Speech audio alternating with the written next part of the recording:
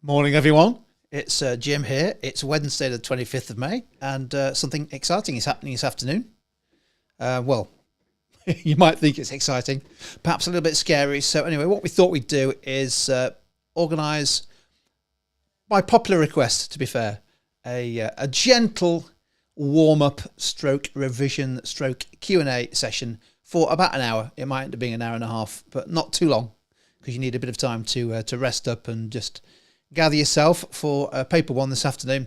So that's what this is, just a live stream, a chance to ask questions as we go, maybe dip in and out of some of the models and theories, maybe consider how to structure our responses to 25 markers, maybe do a little calculation here and there, take a look at 3 or 4 topics that could come up, might not come up, but definitely in the advanced information, just a chance to do a bit of gentle revision. But I think there's another purpose for this, which is, as you can see from the live chat, lots of you encouraging each other and having a shared experience of hopefully using your time productively in the period up to paper one. So that's the idea. And as we go, what I'll try and do is stick some of the questions and comments on the screen so that it's easier for everyone to see them. And don't forget, not that you want to watch it this afternoon, but this session is recorded if you want to catch up on some parts of it before we finish. What I thought we'd do, because I put this session on, I actually launched it last night in King's Cross Station whilst I was waiting for a train to come home, and asked for suggestions as to what you'd like to cover in the session. And fantastic. I think we had about 150, 160 suggestions. And as it turns out in the poll, just about everything was being asked for. So on the way up, I wrote some new exam questions, some MCQs, a couple of 9 markers, a couple of new 25 markers, which I thought we could dip into over the next hour, just as something to have a go at and think about. And also, it just gives something, doesn't it, to get warmed up, because that's the idea. So why don't we start? Why don't we do that then? Why don't we just start off with a couple of questions and just get into a bit of revision. I'll keep an eye on the live chat to see what questions come in. Let's see if this is working. Everyone see that on the screen okay? Yeah, Freya, so we'll go over some business examples, and in fact I've got a couple of nice activities where we can give you some examples that you could use in 9 markers and in particular 25 markers.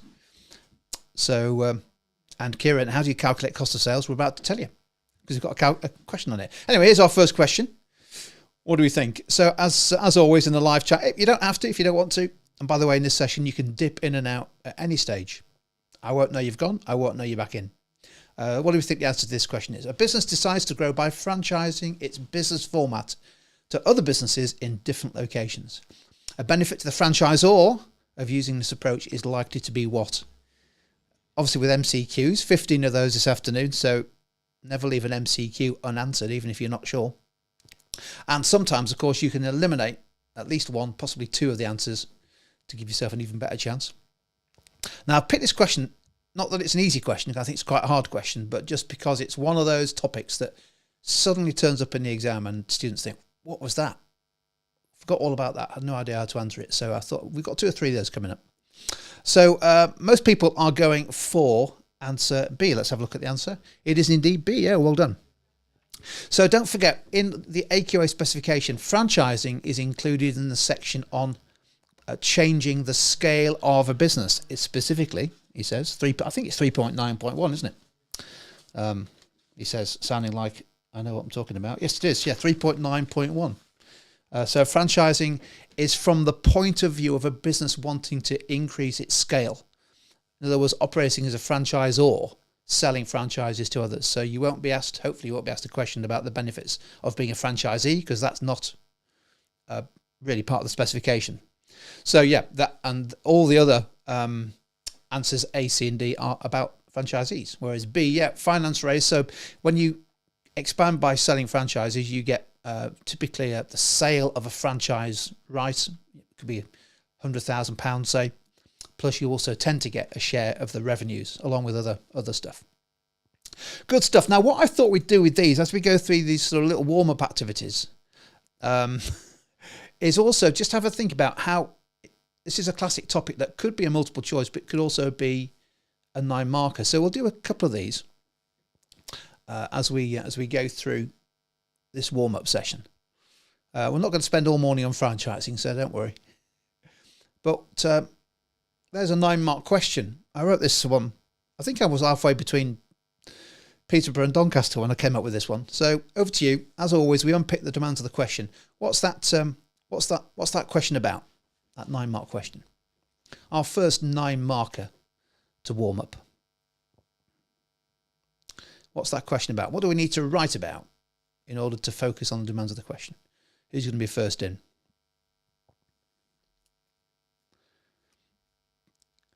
Yeah, Zaymar, I'm going to go through big data. I've got a 25 marker to have a think about on data. Yeah, so Ella's right in there, Sochi, Abby, fantastic. Yeah, it is about franchising, isn't it? But I'll just put in brackets, note as a franchisor. Okay, so because that's what it is in the specification. The endpoint is what? What's the endpoint here? Hopefully, quite a few of you joining us today are familiar with this approach.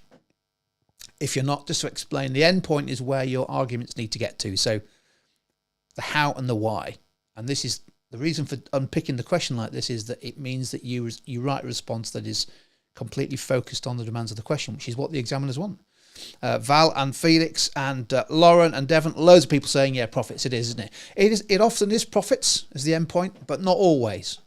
But the point about the start point to the end point is that's how we need to build our arguments, the hows and the whys. Not necessarily about X number of strands of analysis. This isn't a GCSE exam, but you need to explain how and why something happens, and the end point in this case is profits. So how many points would we need to write in order to be able to get 7 or 9 marks? So in other words, level 3. What's the scope of that question? Over to you again in live chat. And of course, you don't have to use a live chat if you don't want to. Just hopefully it's useful just following along. Yeah, we've got Sochi, Maddie, Kazim, all in with what's the correct answer in this case? It is indeed, isn't it? It is plural, it's 2. So I know we had a question on one of our videos yesterday on YouTube saying, I thought for 9 markers it's always 2 points. Well, sometimes it is, sometimes it isn't. In this case it is, because we were asked to analyse the ways. So ways is plural. So this afternoon, when you see the 3, I think it should be 3 9 markers. I mean, that's what it's been the last 2 years, but let's assume it is again.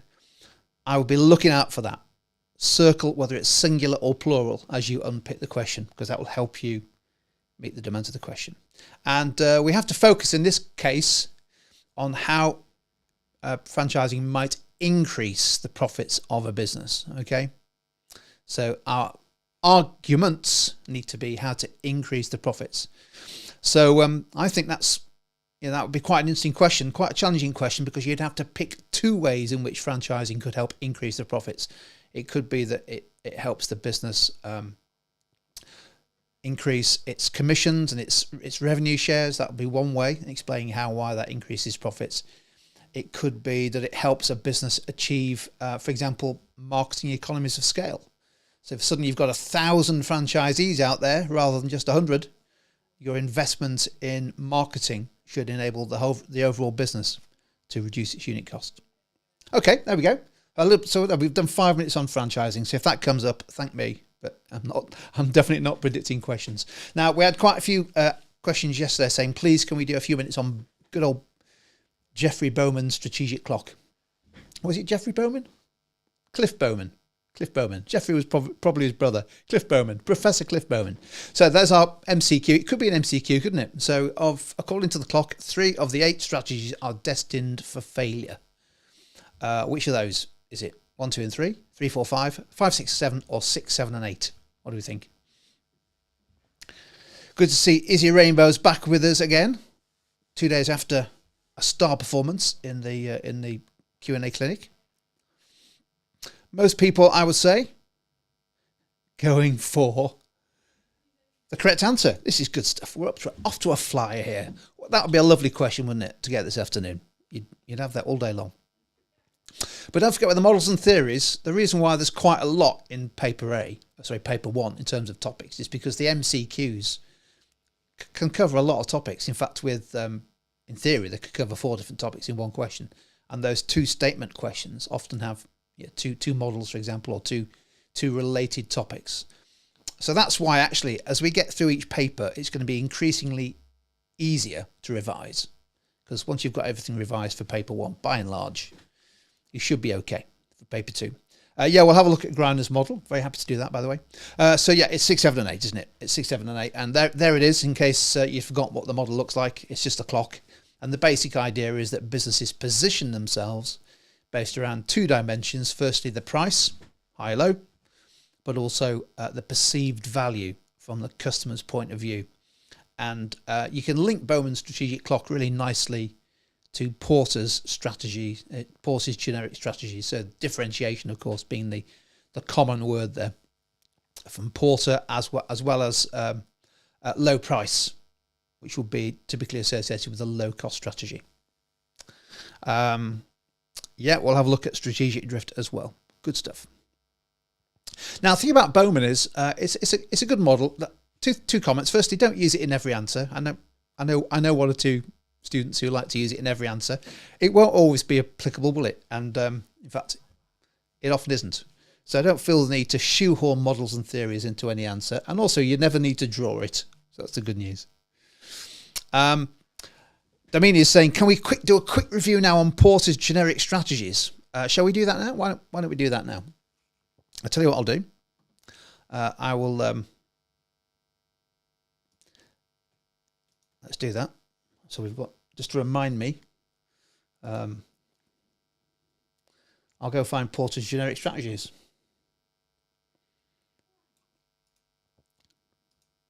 Found it. There they are. So don't forget, it's not the clearest diagram, but don't forget, basically, Porter said there's basically 2 ways that you can compete. You can compete using a differentiation strategy, or you can you can compete on cost. The idea between broad and narrow was that's really about the market segment. So, for example, a low-cost strategy targeting a broad market segment will be something like Aldi. Big market, broad market, low cost. Whereas a niche or narrow focus with a differentiation strategy is often associated with a niche segment. So that's the basic idea of Bowman's, Porter's strategic strategies, generic strategies, and you can link it really nicely with Bowman. Should we go back to? I just wanted to just spend a couple more minutes on Bowman, if it's all right with you. Too many slides. I put too many slides on this thing last night on the train. I was getting ahead of myself there, and the problem with doing work like this on the train is you can sometimes lose your train of thought. But let's get back on track.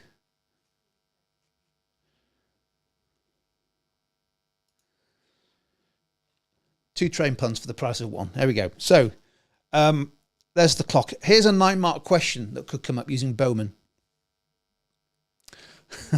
So let's get back to a 9-mark question. I don't think there's been a 9-mark question on Bowman. I'll have a look whilst you have a think about this. So here's the question. Unpick it for me, please. What's the start point and the end point? So over to you for a minute. Whilst I just remind myself from the topic tracker as to how Bowman's being examined in recent years. Oh, interesting news. Breaking news. So there we go. A business decides to use Bowman's strategic clock to position its product in a market. Analyse how choosing a hybrid position might affect the success of this decision. So the start point, as Victoria and Kirsty and Ricardo and Alfie have all quickly pointed out, is it's Bowman's clock, but specifically hybrid. Okay, so we have to focus our response to this on the hybrid position. What's the end point?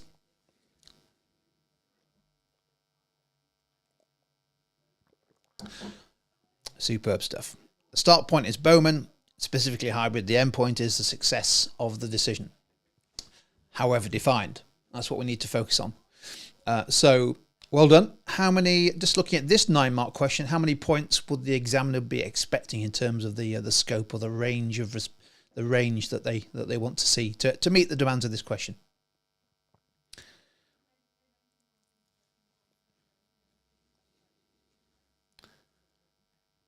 Yeah, we've had a number of requests for Greener or Griner, so we'll go through that. No problem at all.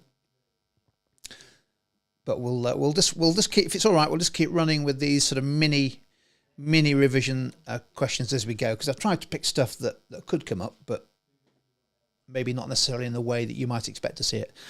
So those of you who are saying only 1 point is required, that's correct. It is only 1 point. So let's just pause on that. Why is it 1 point? Well, because for this 9-mark question, the examiner says, analyze how choosing a hybrid might affect the success. So you can write 2 points if you wish. You're not going to lose marks for writing 2 arguments. Definitely don't want to write 3, because firstly, not enough time, and secondly, none of those points would be anywhere near detailed enough in terms of the depth of analysis. But to meet the demands of this question, the examiner is only requiring a scope of 1 argument, well developed, that explains how and why choosing the hybrid position might affect the success of the decision. And effect could be either positive or negative. Typically with the hybrid position, it's often thought to be one of the more effective positions. Not necessarily, of course, because it could be that somebody could compete at a similar perceived value at a lower price. There's always a danger, but a hybrid position is quite an effective position, certainly compared with the positions in 6, 7 and 8. A couple of questions coming through about this.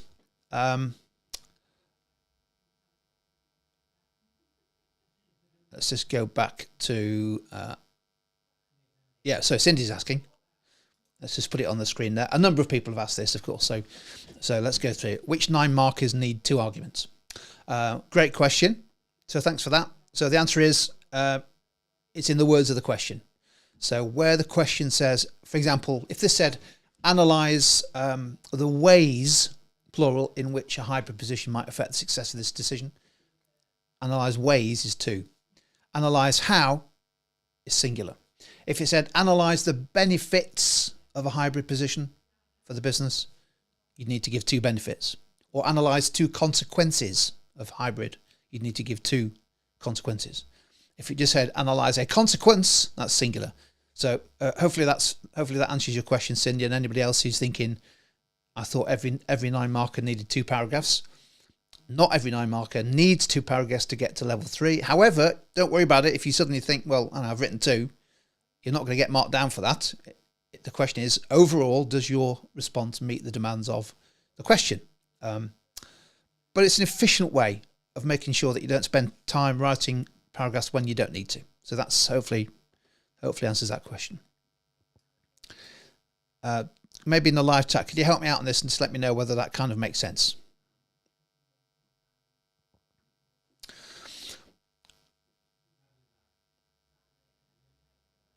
I'm going to stick a response here on screen, which is a fantastic work from Gemma, alongside others who have been explaining here a possible argument you could develop. So hybrids make good use of core competencies. What a great example of how to integrate models and theories into a response in order to create a higher perceived value. E.g. IKEA. High value product for low price that people try to replicate but can't, and it's a good example of that. I mean, I think you could also use a model like unique selling point or USP here. So the hybrid position, and IKEA I think is one of the best examples, if we're adding some generic examples that we can use this afternoon, of consistently high quality, consistently high standards, high perceived value from the consumer point of view, but typically a low price, certainly compared with other furniture or houseware or kitchen manufacturers. Now, you may like or loathe IKEA, but that is a USP that is quite difficult, and many people have tried to replicate. But it's also drawn from a core competence. Don't forget, core competences are about the ability of the organisation to create advantage. So USPs are from the customer's point of view. Great products, cheap prices, nice meatballs, IKEA. The core competence would be the ability to design products that customers like. So innovation. Another core competence would be the ability to be able to get those products and produce them efficiently so that you can sell them at a low price. So great example from Gemma there as to how you could use 1 or 2 models as part of your analysis. And then, of course, you could use IKEA as an example, I think, for hybrid strategies. I think we've probably done enough on Bowman for now, if we're happy to move on. I am trying to keep a lookout on the live chat. What I'll do is I'll add some of these questions to you. You can't see this, but what I call my favourites. You're all my favourites, but these questions, so we can come back to them, because we're asking a number of questions which we can probably come back to once we've done these little mini revision activities. Okay, right. Let's move on. Let's do another little bit of revision. Here's another MCQ and another topic that could come up, and hopefully a topic that you should be fairly comfortable with. But let's see. A business implements delayering in order to make its organisational structure more flexible. Two consequences of this are likely to be what? So A, B, C or D, have a think.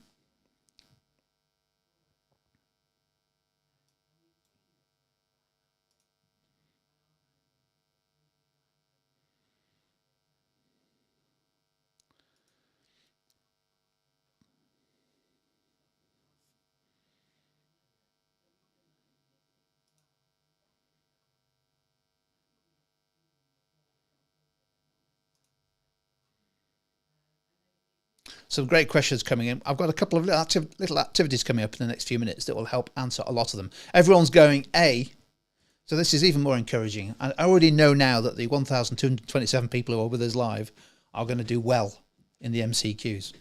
And if you can get 10 or more, what a great start to your charge to get as many of those 300 marks as possible over the 3 papers. Yeah, it is A, isn't it? Lower fixed costs. So delayering is about removing layers of the organisational hierarchy. Why do firms do it? Well, one reason is because they need to have lower unit costs. They need to reduce costs, perhaps also reduce the break-even output. Now, you reduce break-even output by one way is to reduce fixed costs. But also another potential benefit, likely benefit of delayering is that it reduces layers and hierarchy. There, in theory, makes decision-making quicker, doesn't it? And communication more effective. Superb stuff. Anyway, on to delayering. Here is a 9-mark question. So again, over to you. Nice little bit of revision. So we've done 3 of these now, haven't we? This is our 3rd already. We're only on 20 past 9, so doing really well. What is analyse the consequences of delayering on the profits of a business? Now, I'm going to spend a bit of time on this one because I want to explain or suggest ways in which you can bring your own application into the question. But what's the back over to you now? What is the start point for that question? And what is the end point? Victoria's going delayering. Abby is the start point. Abby says the start point is delayering. As does Kirsty, Bethany, superb, and Sam as well. I know we go on about this, but actually under pressure in the exam hall, this is a great way of thinking, right, start point, end point, right?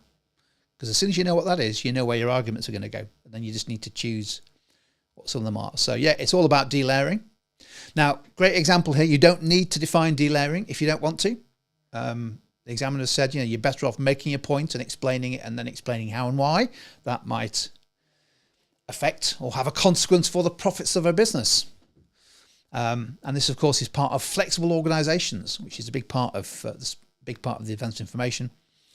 Kieran's come up with a fantastic line of analysis here. Let's stick it on the. Let's have a look. Let's stick it on the screen there. Let's see. We've got some chains of reasoning here, and I'm not saying whether there's too many or they're the right ones, but it's a nice way of showing how you might quickly plan your response to this. So delayering, fewer managers or less managers, and also you could also say fewer layers in the hierarchy. I want to get those words in if I could. Or less managers as a consequence of removing layers from the hierarchy. Consequence of that could be quicker decision makings, perhaps therefore to take advantage and navigate market trends, particularly in fast moving markets. A consequence of that should be increased sales, and if those sales are profitable, increase in profits. And Kieran TV is a great example there. Nice name, by the way, of how to quickly plan what that analysis might be. And we only need 1 point, don't we? Or do we? What do we think? How many points do we need for that question? 2 points. Ricardo first in. Yeah, it is. So we've got to do this, haven't we? We've got to do this in... Let's get back on the screen. Got to do this in the exam this afternoon. I'm expecting 3 9 markers. I mean, it could be that they split a 9 marker into a 6 and a 3. Who knows? AQA, any exam board's allowed to do whatever it wants in terms of how the marks are delivered. But let's say there are 3 9 markers. We need to work out which are the ones where we need 2 points and which are the ones where we can, if we want to, get away with 1. In this case, it's 2 consequences. 2 consequences. So consequences can be positive or negative. You could write, if you wish, 2 positive. You could write 2 negative, or you could write 1 of each. It's up to you. There's no specific requirement there. It's just consequences. Superb stuff. Delayering. MJ is saying, when you say 1 point, do you mean 1 paragraph? Yes, sorry, I do. Yeah, 1 point, 1 paragraph. I was talking in terms of points or arguments rather than paragraphs. Superb stuff. Okay. Yeah, just looking at some great answers coming through on this question. Liking it. Oh, lots of comments coming in about my hairstyle. I've got what I've got, haven't I? So, well done. Okay, let's. Somebody's asked, can we do a little bit of break even, please? Your wish is my desire. It's great to see, by the way, lots of people actually working through some planning and some arguments for these responses. Great revision. It's a very effective revision. So over to you now. It's a break-even question. A business sells 16,000 units per month at a contribution per unit of £4.50. What are the monthly fixed costs of the business if the monthly profit is £26,000?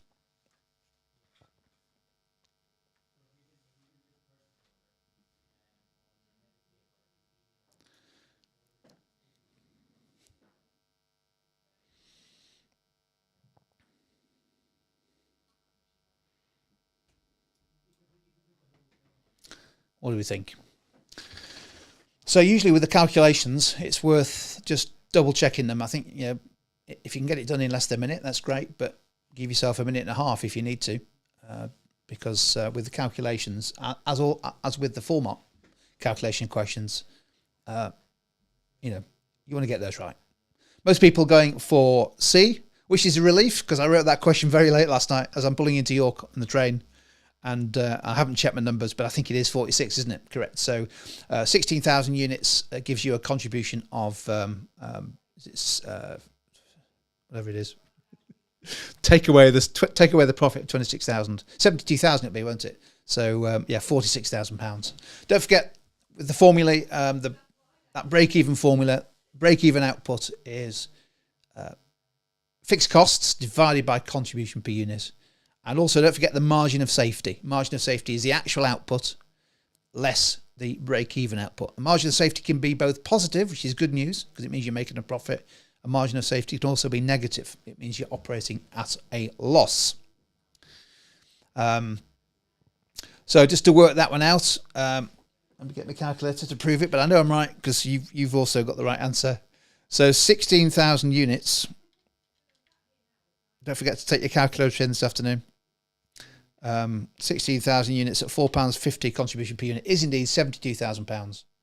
£72,000 is our contribution, but we're told that the monthly profit is £26,000. That must mean that fixed costs, which come out of contribution, are £46,000. Flynn has beat me to it by putting the working on the screen.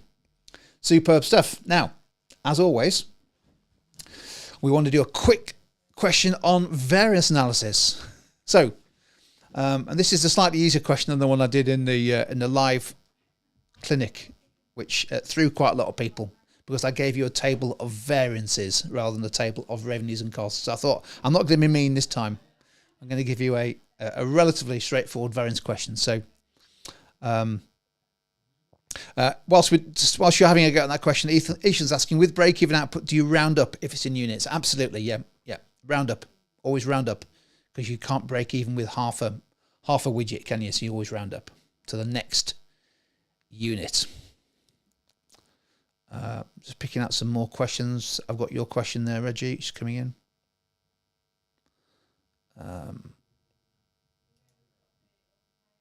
Got that one to go. Yeah. So over to you now to have a go.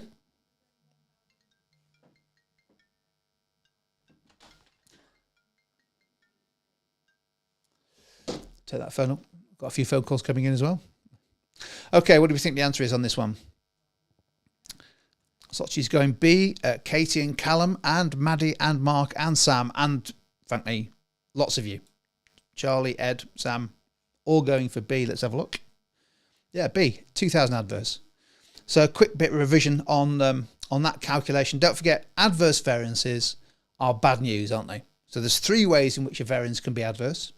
It can be if sales are lower than budget, actual sales are lower than budget, if actual costs are higher than budget, and therefore, consequently, so switch my phone off.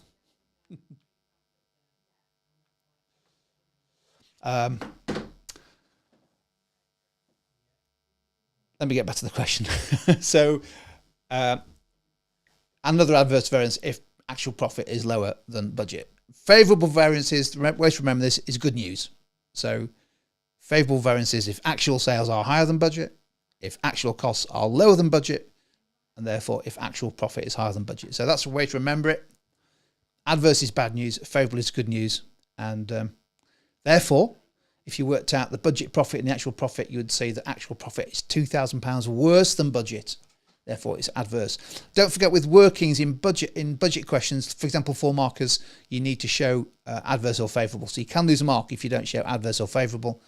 And also need to include currencies. Right, okay. Let's have a quick look at this one. I'm not going to do too many more of these. I've got a couple more sort of nice short revision activities, drawings on some other topics, but I just thought we would have a look at this. So over to you to have a think about the question. Let me put our classic diagram on the screen there. I'm just reminding myself of how budgets have been examined in the last couple of years.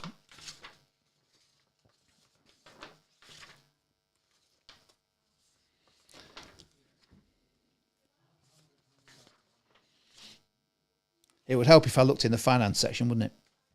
Rather than marketing. Okay, yeah. I thought so. That's why I wrote this question. So over to you. Let's have a look. What do we think the start and the end point is? So the start point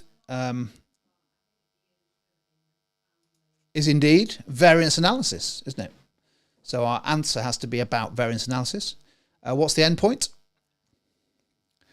Jude's first in. Improved profits. Superb stuff. We get the idea here. So if you're unpicking questions like this is good news, because a very large number of students this afternoon, under pressure, maybe not used to unpicking the demands of questions like these, will not necessarily provide a response that is focused on the demands of the question. That's why we keep going on about it, because it's the best way to write less but also score more marks. How many points do we need for this one? Team business? Some great more questions. Leo, I've just got your question there, which I'm going to add into my exam technique section, which we'll come on to in a little while. Ethan's saying, you only need 1 point, Jim. Cindy's agreeing. Ricardo's also agreeing.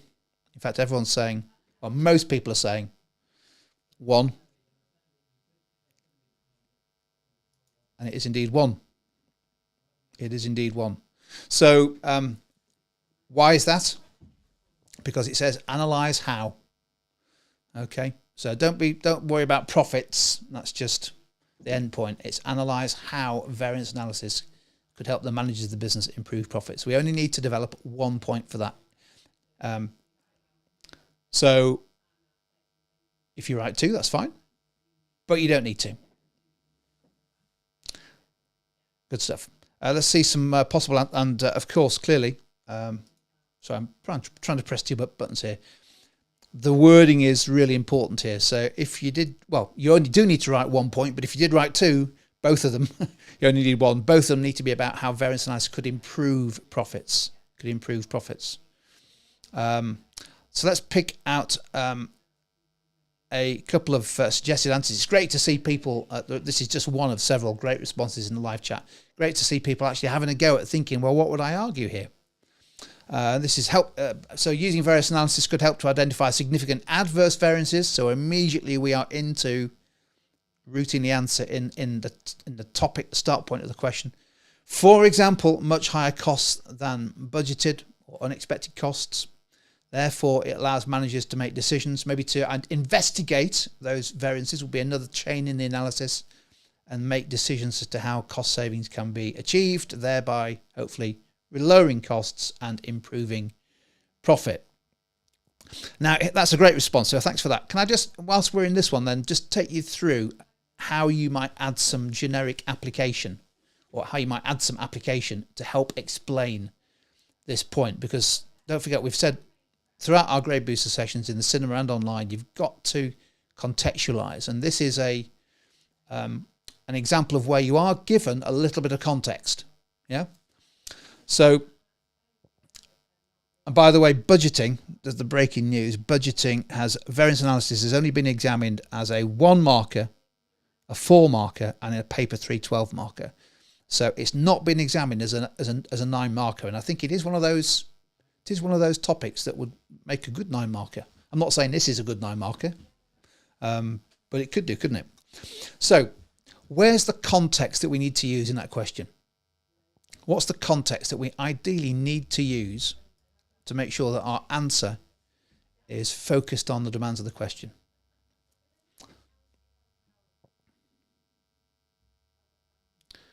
And whilst I do that, I'm just going to stick a question that Gurdeep has asked, which I'm going to respond to as well. What do we think? What's the context in that question that we need to focus on? Yeah, Charlotte's got it, hasn't it? And Esme as well. Yeah, they've recently had a decrease in profits. So the business has experienced a fall in profits. Now, clearly that could be for a number of reasons. It could be, for example, that actual sales are lower than budget. They've had an adverse sales variance. They might also have had an adverse cost variance, so costs are higher than budget. Or they might have had both, and taken together, the profit variance or profits are falling. So our answer to this needs to certainly make reference to the situation, that is application. You might say, as part of your analysis, we are told that the business has experienced a fall in profits, which may mean, for example, that profits are falling because of unexpected costs that weren't budgeted. Yeah, that is good. That's rooting the response in the situation you're given, and also you could then add in some what we call such as seasoning to add some further application. So finishing that sentence, I'm making it as I go along here. You could say, for example, the business may be incurring costs that were not anticipated, thereby creating an adverse variance. And these extra costs could be items such as a claim by customers for poor quality, or an unexpected increase in the price of products sold to us by suppliers. So all I'm saying there is use that such as to help explain why an adverse variance might be happening. Yeah, because you can then go on to explain how and why managers could use that information to improve profits. Because you could say, in that situation, the business may be able to identify that adverse variance and identify ways of perhaps choosing an alternative supplier to reduce unit cost or reduce variable cost per unit, and therefore improving profits. So Gurdeep saying, can you put your own context in 9 markers? Absolutely you can. So if you're not given a particular case study, a particular situation, absolutely bring in and make up your own examples just to help illustrate the analysis, because that's what application is there for, isn't it?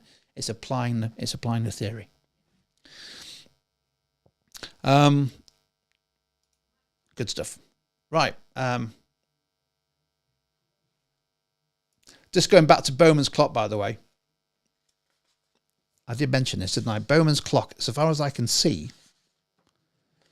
Let me just go back to the topic tracker here.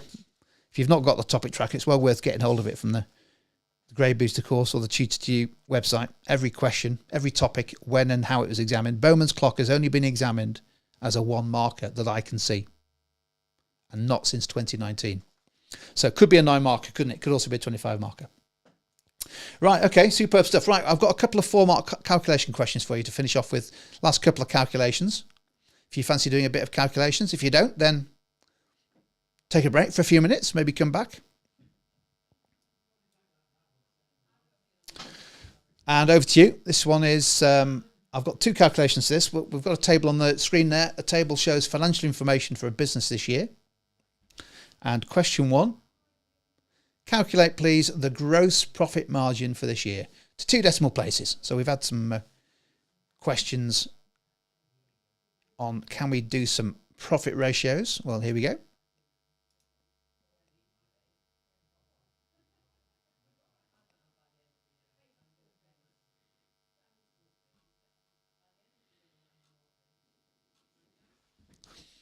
What do we think? Have a go at that one. If you've got a calculator handy, little revision of gross profit margin. I think Ricardo was first in, very closely followed by Harrison.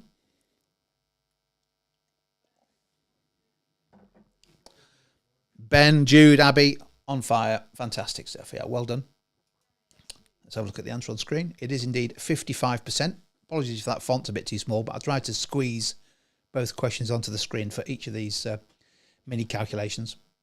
So don't forget, you need to know your formula. You won't be given a formula sheet. But the gross profit margin, you need to work out gross profit. So in this case, it's sales less cost of sales. And then don't forget, with profit margins, always expressed as a percentage. So it's gross profit divided by sales. It's the ratio that says for every £100 of sales, how many pounds or what percentage, what proportion of those are gross profit. 55%. And with the 4 markers, it might not necessarily be 2 lots of 4 marks. It could be, well, a 4 marker could be 4 1-mark calculations. It could be 2 2-mark questions, calculations. It could be anything you want, but just work your way through them and always show your workings as you go, just in case. And yes, geez, always, yeah, I would always put a percentage to 2 decimal places, even if it doesn't ask it. Okay.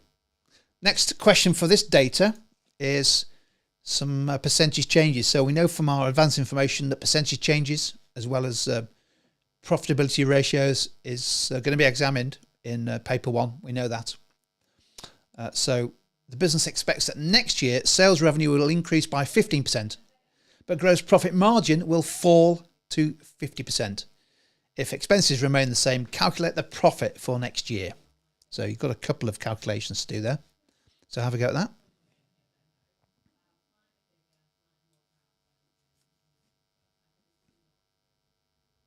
that. Charlotte's asking, do we get a formula sheet? No, you don't.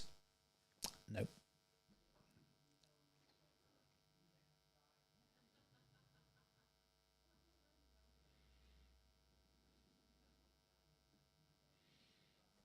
Lots of people asking for a bit of Griner's growth model, which we will do. Don't worry. In good time.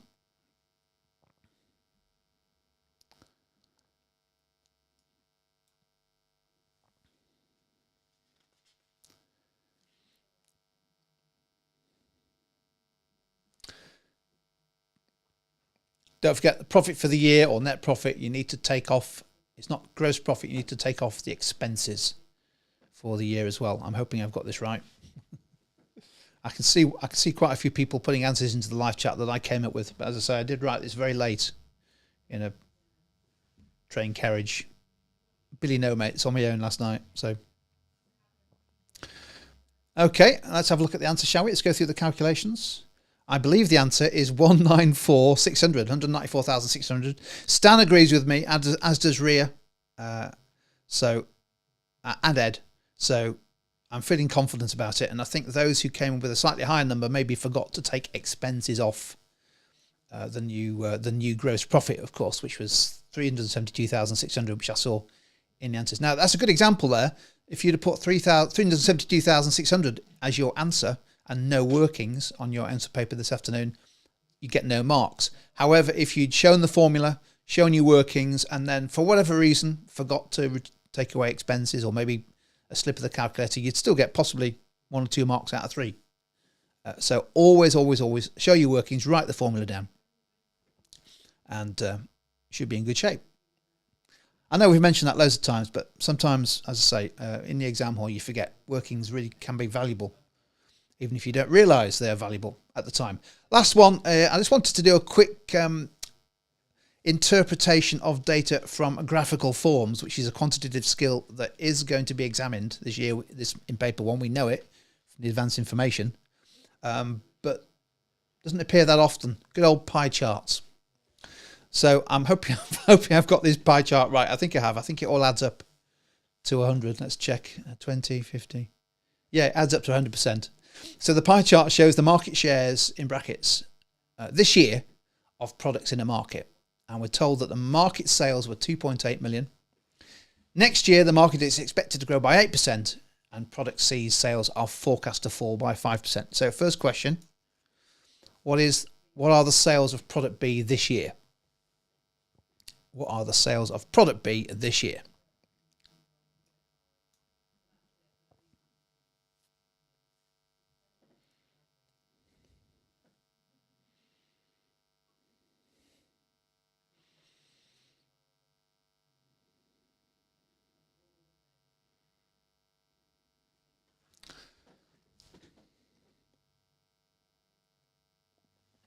Quite a few requests last night to do a little bit of market share, market growth. And I was thinking, well, how could that be examined this year? And I thought, well, they could stick in a calculation question, couldn't they? We know that paper 2, as we'll know when we get together, as we get towards paper 2, we know that has a very strong marketing focus, no doubt about that. And therefore, you might have some appendices in there, but they could easily test market share, market growth. Also, with in paper 1, possibly with this type of question. Looks like most people are going for what I believe is the correct answer, which is £560,000. That's correct, isn't it? So don't forget, market share is the proportion of a market that a particular business or product has. And it's always expressed as a percentage. We were told that product B has a market share of 20%, so 0.2. And we're told that the market sales this year are 2.8 million. So it's just a straight application of a fraction or percentage to a number, £560,000. And that might be a mark. Definitely a mark. Wouldn't think it'd be 2. However, this could easily be 2 or 3 marks. So calculate product C's market share next year. So we're told something about how the market is expected to grow. And we're told about how product C's sales are expected to fall. Can you work out what product C's market share next year will be if everything else stays the same? I think this is our last calculation for today. You'll be pleased to hear. Until this afternoon.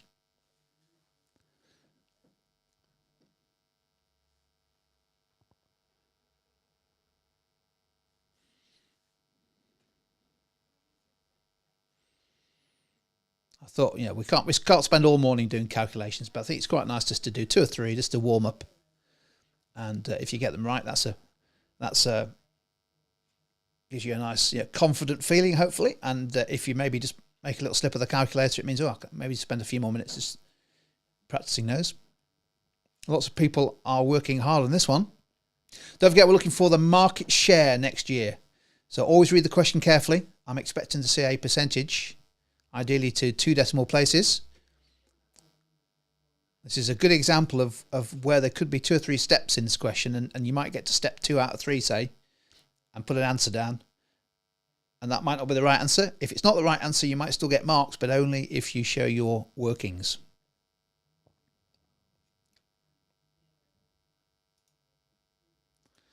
Shall we have a look at the answer? Shall we go through it? I have seen some correct answers coming through. Lucas has gone for 2 decimal places, which is great. So too has loads of answers coming through here, which is good. So I think the right answer is, but again, you might want to help me out here. You know what my reputation is for maths. I think the answer is 26.39%. Let's go through it. So the market size next year, we were given some information. It's going to grow by 8%. So not 2.8 million. It's going to be 8% higher, which I think is 3,024,000. I think. You might well help me out by checking my maths. So that's the market size. So that's the That's, if you like, the bottom bit of market share, isn't it, for product C? But the question is, what are product C's sales next year?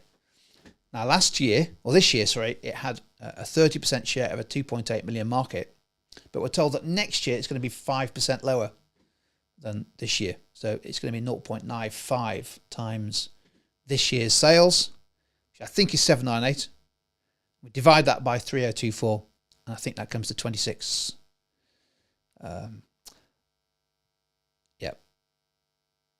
Yeah, it's the 5% fall in product C's sales, isn't it?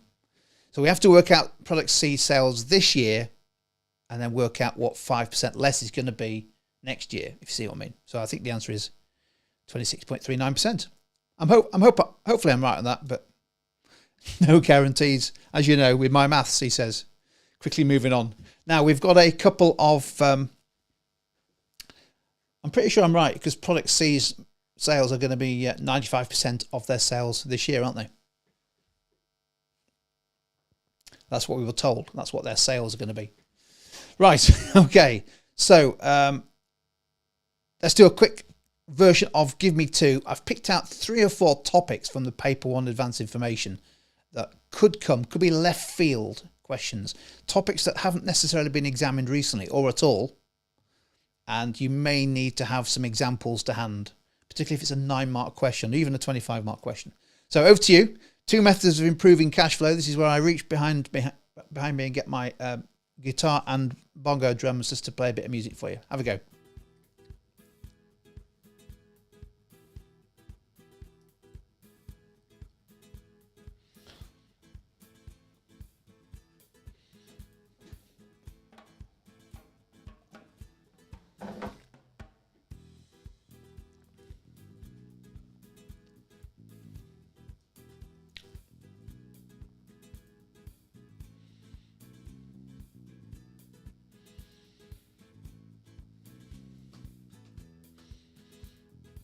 Wow, fantastic responses coming in here. Really good. Most of them, to be fair, are focusing around the efficiency ratios, which I think is a particularly relevant and strong way of responding to that question.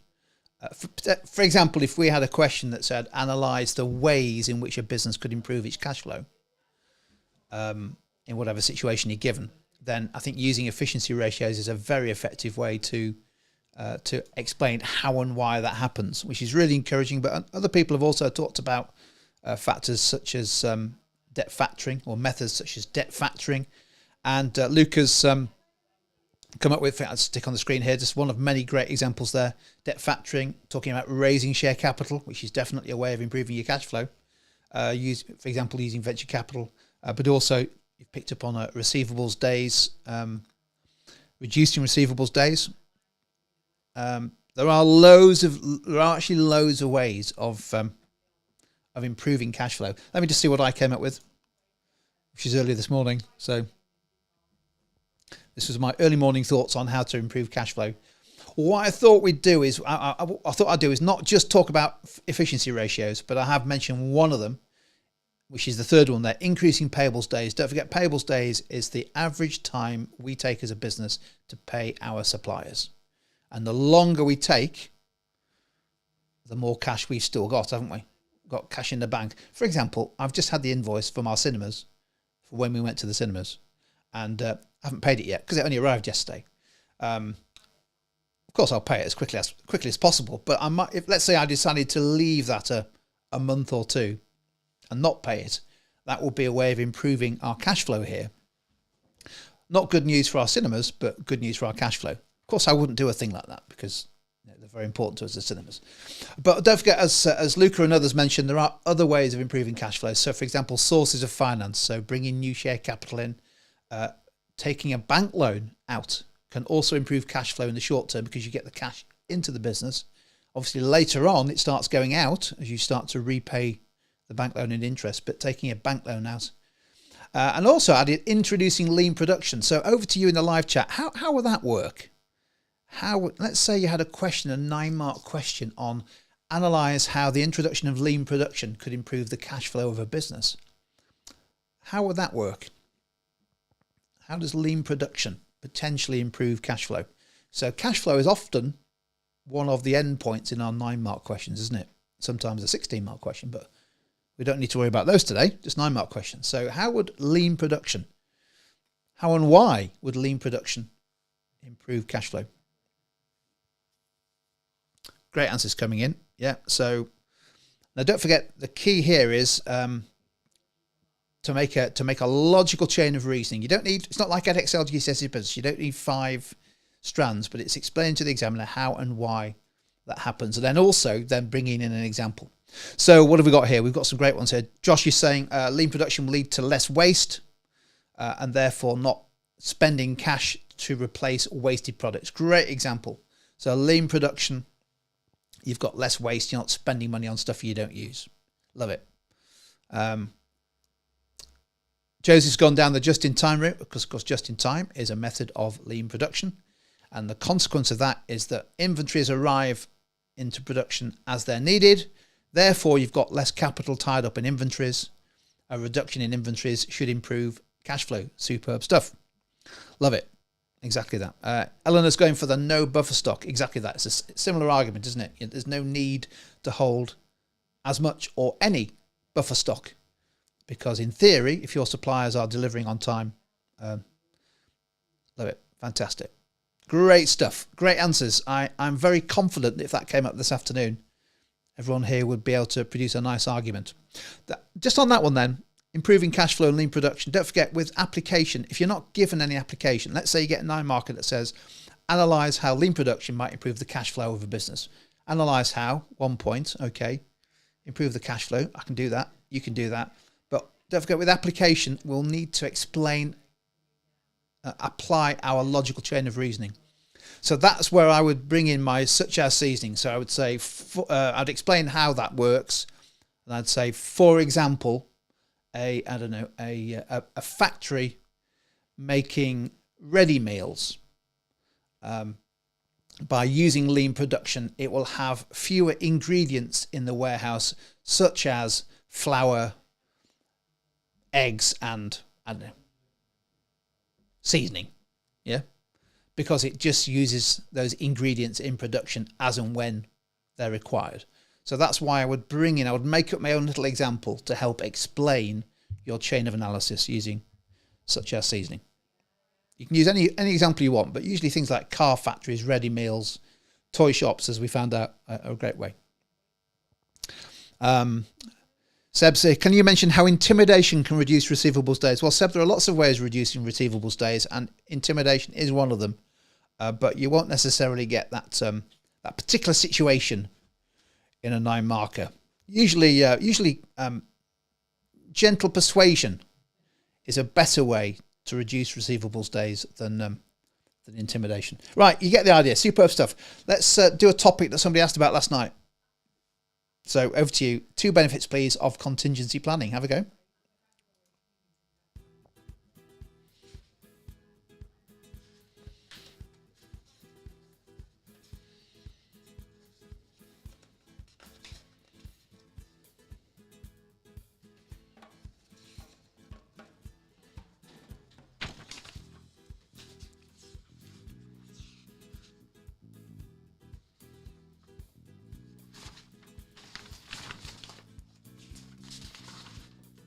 Wow.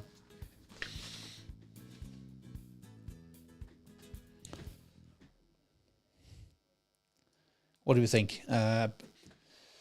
Harry's going for ready for the unexpected. Plan for the unexpected. Ben, that's a great answer. It lowers risk and increases business confidence. That's a really smart answer. That it increases the confidence of managers to make decisions, knowing that they've considered what might happen if it goes wrong. Fantastic. Josh says, prepare for the inevitable crisis. Yeah. Well, prepare for the possible crisis. Connor's plan for unseen events reduces the impact and vulnerability. Wow, what an answer. It reduces the potential impact and vulnerability of unseen events. So you might not necessarily be able to avoid them, but you might be able to reduce the impact. That is a fantastic answer. I might nick that one for a 9-marker. Fantastic. Some great answers coming through. It's great. So don't forget contingency planning. Just looking at my topic tracker, last examined in 2018 as a 16 marker. So I'm not saying it's coming up, but it could be a 9 marker, couldn't it? Could be, as well as a 25 marker. Great answers coming through. What have I gone for here? It focuses management on the risks that could damage the business. So making a link between contingency planning and risk management. It gives managers a plan of action to tackle unexpected events. And as we said in the live chat there, it helps the business reduce the impact, the costs of a damaging event. It mitigates the effect. Fantastic stuff. Great answer coming in the live chat as well. Let's stick this on the screen there from Woods. Woods, great answer. So yeah, the business may be quicker to respond to an unexpected change than the competition. If you anticipate risks, if you anticipate things going wrong, if you anticipate uncertainty, then often you're ready for it, aren't you? You're not thrown by it. Ria's saying, if that's a 9 marker, you'll cry. Well, not now, not after we've been through it. Yeah. That's an interesting point from Murray. I like that. So this is very encouraging. So don't forget with contingency planning, you don't want to spend all your time contingency planning because most things don't happen. And often when they do happen, they're not as bad as they think. So a potential drawback.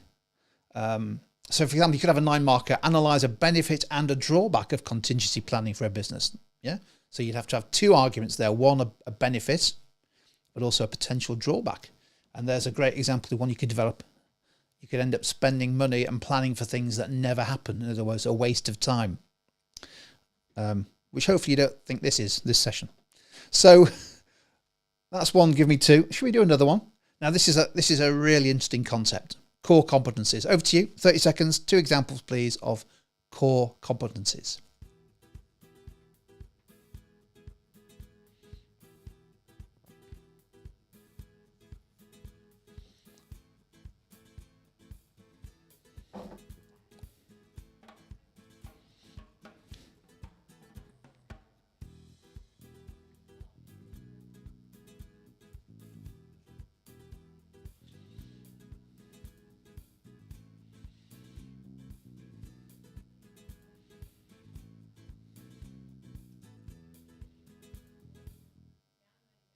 So core competencies is a concept that is not widely well understood, I would say. Although I wouldn't say that from the answers coming into the live chat. I'll just put mine on screen whilst I remind myself of what you've put. In fact, what I tried to do here is also come up with an example, because last night were people saying, well, have you got some sort of examples we can always use for various things? And some of these businesses you can use for lots. So a core competence is organizational. It's something that the business does really well that potentially gives it sustainable competitive advantage. That's what a core competence is. Now, that's not to say a core competence is unique. Okay. So a product you may believe has a unique selling point that no other product has. That's a marketing thing from the point of view of customer. Core competence, you need to think of it as being more organizational. So you can link it to, for example, to things like organizational culture, but you could also link it to things like the capital intensity or labor intensity or economies of scale. So it's quite sort of fundamental, and it's basically things that the business is able to do really well, and it should focus on. So, for example, Apple. I think most people would agree. Certainly, I am. All over Apple. Fantastic reputation for product innovation. We might agree to disagree on that, but by and large, most people think that. Starbucks has a reputation for being very strong at working on the extended marketing mix and getting the physical environment of its stores optimized for selling frappuccinos and lattes and flat whites, and it uses a thing called localization. Nike has many core competencies, but one of them is its phenomenal distribution. It's widespread and very efficient distribution. So I think those are just examples of core competencies, and we've seen lots of examples in the live chat there.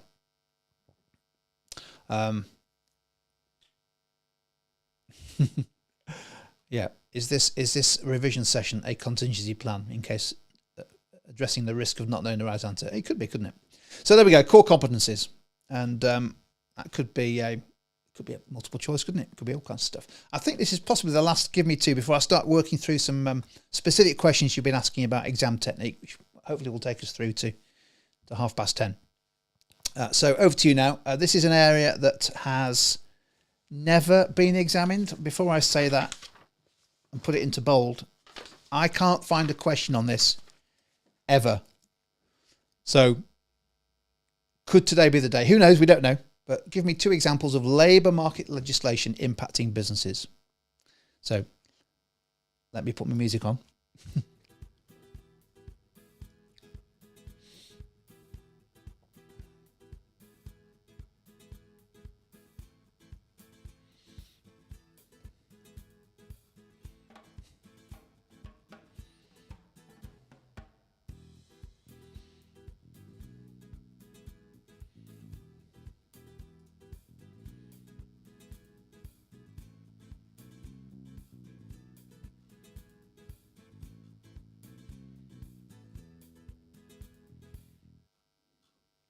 Most people picking out a really important one, which I think you could apply quite easily to lots of business situations, which is encouraging because it's good having really good examples you could apply. So a lot of people in the live chat going for the national minimum wage. And also don't forget there's a national living wage these days in the UK for people, I think it's aged 23 and over, I think. It's a great example of how legislation impacts the costs of a business. And we looked, didn't we, at a question the other day as to how complying with legislation, labour market legislation might impact the profits of a business. But don't forget, labour market legislation covers quite a wide range of stuff. In particular, you could link it into the human resource flow about recruitment and training. Recruitment, for example, you're not allowed to discriminate people who you recruit. And once you've got them in work and they've got an employment contract, you can't discriminate against them, and their employment rights are protected over things like holiday and rights against unfair dismissal. So there's quite a lot of stuff out there on labour market legislation. I don't think you're going to get a specific question on particular. Well, you're not going to get any questions on particular laws, but you could, for example, you might be given a situation talking about the minimum wage. Or you might be given a situation that talks about a change in labour market legislation. So good stuff. I'm pleased you've got... don't forget, Lauren's asking about trade unions. Employer-employee relations, I don't think is in the spec this year. I think it's part of the advanced information topics that you could ignore. Pretty sure. So you might want to correct me on that, but I'm pretty sure that's why I've not featured it in any of our stuff this year, because I think it's one of those areas of human law 3.6, isn't it, that's not examined. And lastly, we do have one more of these. Let's do a quick fire one. Retrenchment, which is a French word, which means reducing the scale or scope of something. Two examples, please, of business retrenchment. Have a go.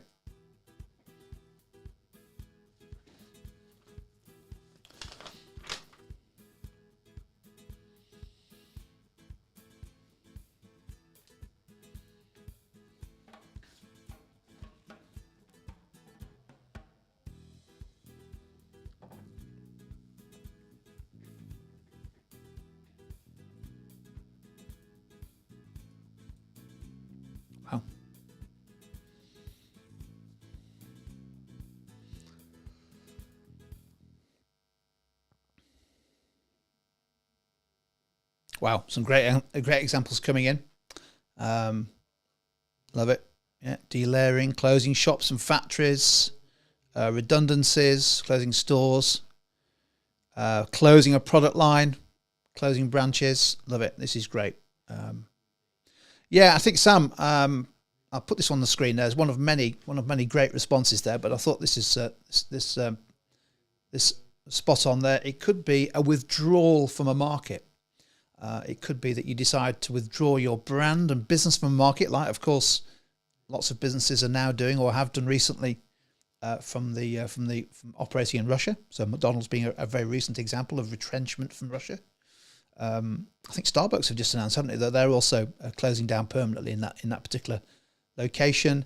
It can be also a significant reduction in capacity utilization, in order to hopefully increase capacity utilization. So I'm sorry, I thought you'd read. I think you meant to write reduction in capacity. So, for example, the closure of a production line, the closure of a factory, that kind of stuff. Superb stuff. Yeah, let's just quickly see what I had here.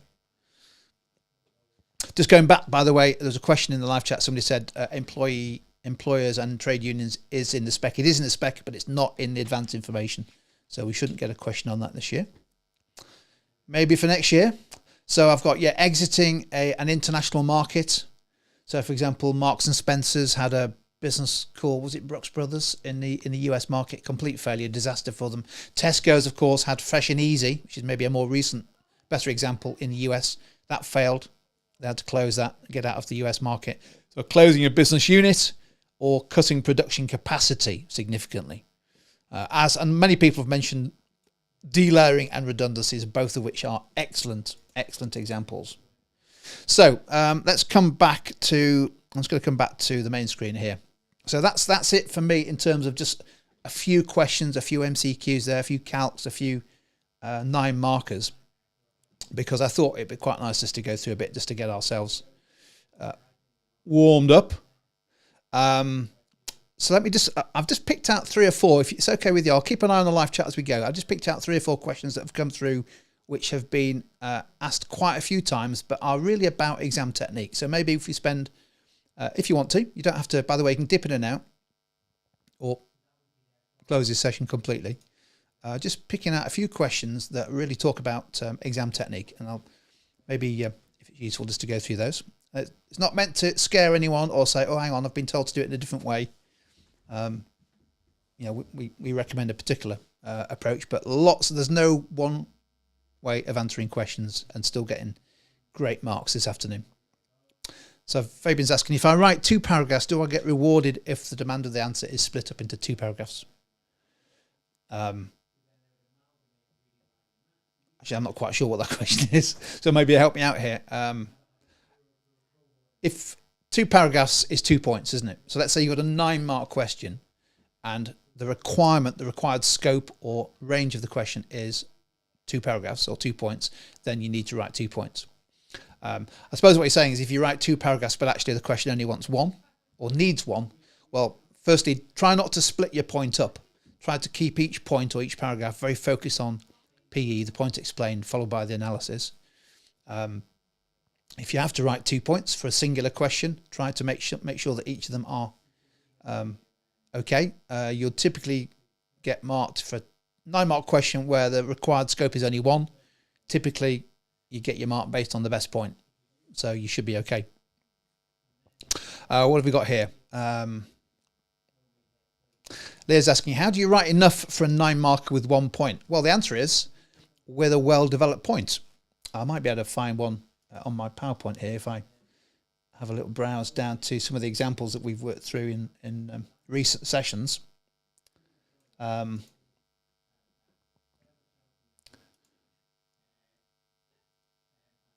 So yeah, actually that was a 20. We'll come back to that. We'll come back because we're going to do some stuff on 25 markers for a few minutes. So 1 point is an argument that's developed in context that gets you from the start to the end point. So you state your point, PE. You then explain how and why that applies with context, and that's it. 9 marks, no evaluation, that's it. So you can get 9 marks with 6, 7, 8 lines max if the question only needs 1 point. The key is to explain how and why you get from the start point to the end point, and then interweave some application, some context into the answer. And as long as you do that and stay focused on the question, then that's how you write enough for 1 point. 8 or 9 lines, I guess. Easily done. Seen it done many times. Oh, can you go over pecan paragraphs? Should we do that for a minute or two? Let me go find pecan paragraphs. I've got it here somewhere.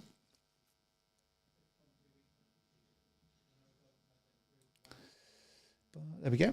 Let's get that on screen here. Yeah, so the basic idea here is, and this actually applies also, of course, this afternoon to our 25 markers. The idea of a pecan paragraph and other paragraphs approaches that are equally valid, just as valid, is that we want to keep our points really focused on the question. And the way you do that is by stating the point you're going to argue right at the start, up to the first full stop. So don't include any further analysis. Definitely don't include any application in your first sentence. Simply state the point that you're going to develop. Then you go on to analyze that point, the how and the why that gets you from the start point to the end point. For example, cash flow or profits, with our line of analysis. That's our analysis. And we try to interweave application into that point. And that is the pecan approach for each point. For 16 marks and above, we know the question requires evaluation. For 12 marks and below, like today, the 9 markers, no evaluation. So you don't need any evaluation anywhere in a 9-mark question. For our 25 markers, we ideally need to include a bit of evaluation at the end of each point or as we go. It doesn't have to be at the end of the point, but it could be within the point. You don't have to, but the examiners have said that's a good approach. And we'll have a look at that when we have a quick look at a 12 marker. So hopefully that explains what a pecan point is. What else have we got here?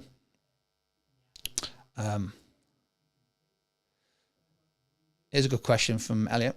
For 9 markers that say something like, analyse ways profits may increase, can you give a reason for profits decreasing? You can, but you'll get no credit for it. Because the wording of the question would have asked you to explain how and why profits may increase. And if you explain how and why profits may decrease, it might sound like you're giving some balance, but that's not what the question asked. Therefore, you'd be wasting that particular few minutes of your time in the exam. So only ever write answers that meet the demands of the question. From Thomas, do we need to evaluate 9 markers? No, because there's no evaluation marks in a 9-mark question. Similarly, in paper 3, there's no evaluation marks in a 12-mark question, therefore don't bother. We're going to go on to 25 markers and conclusions. That's a question, interesting question from Isabel. How can you tell if you only have to agree or disagree rather than analyse from both sides of the argument in a 9-marker? I think about the 9 markers is the command word analyse is inviting you to provide a point or points that explain how to get from the start to the end point. It's rarely about, well, it won't be about agree or disagree at all, because agree or disagree by definition involves a judgment, and judgment questions are 16 marks and above. So you won't get a 9-mark question that asks you whether or not you agree or disagree. It just can't happen. So the 9-mark question can only be about either analysing how something happens or analysing the effect or consequences on something. It's not going to ask you for any kind of evaluation hook in the question. What else have we got here? I'm just trying to pick out some of the exam technique questions here. Keep them coming. Hopefully this is useful. If I've not asked your question, don't worry. Dancing Queen says, why are you being so lazy? Go over a 25-mark question. Well, it's coming up. It's coming up. Right. What do we think? Shall we do... so we've asked, a number of people have asked, what order should I, before we go on 25 markers, what order should I do the paper in? My advice would be do the paper this afternoon in the order in which the questions appear. So leave yourself an hour to do the 225 markers. Get into the MCQs, do as many as you can, get them right. If you've got 1 or 2 you've not answered, don't worry, come back to those. Get into those 2 calculation questions, do your best on them, move on. Dive into the 3 9 markers, and at the end of an hour, if you've not finished the 3rd 9 marker, stop, and then give yourself lots of time to have a good go at the 25 markers. So it makes no sense to me to do the 25 markers first. I can't think of a good reason, but so you're allowed to if you wish to. Right, okay. Shall we do a little bit on a 25 marker? So maybe that's just a nice way of just not, well, finishing the session off, but also if it raises any other questions. What I thought I'd do is have a quick look at a question and take you through an example answer. And then that should take us to about half past 10, shouldn't it? Which should leave you some time to do other useful stuff like rest up. So here's our question. Now, you might have seen it before. If you have, apologies, but I think most people won't have seen this before. So do you agree, for an integrated marketing mix to be effective, a business must use e-commerce? Must use e-commerce. So let's have a think about that question. What's it about? And what do we need to focus on what's the end point? What do we need to focus on in terms of the wording? And what I'll then do is I'll take you through how you might respond to something like that, but also in particular, a suggested structure for 25 markers. So what's that question about? What do we think?